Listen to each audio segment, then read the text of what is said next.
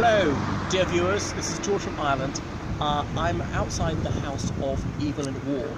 So we're on North End Road in London, in between Golders Green and Hampstead Heath. The celebrated author, Evelyn Waugh, lived here from the late 1920s until his untimely death in 1966. Evelyn Waugh was a renowned novelist. Most notably, he published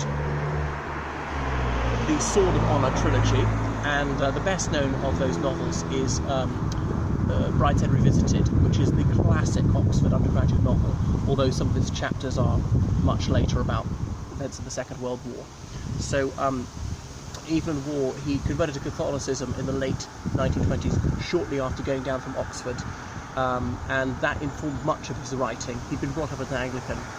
What about his background? So he was from a literary family. His father was a notable publisher.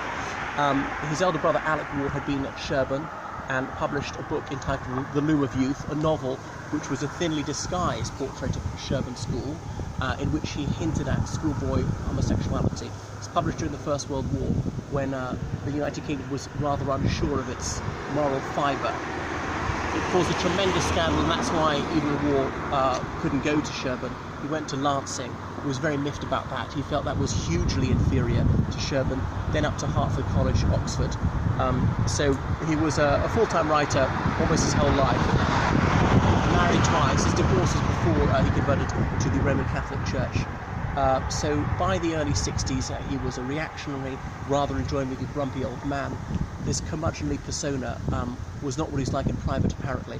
He had 6 children.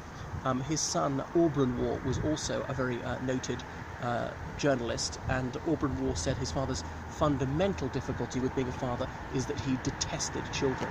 Unfortunately, this house is not open to the public, but you can see it.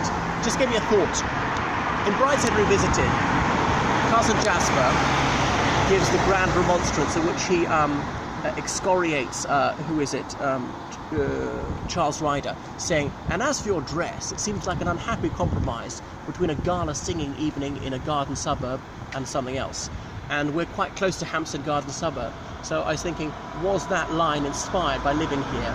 The book Brideshead Revisited came out in 1945, but it doesn't write about fighting, because people were bored sick of hearing about the war by the end of the Second World War. So that's all for the moment from this place of literary pilgrimage, Evelyn Waugh's house.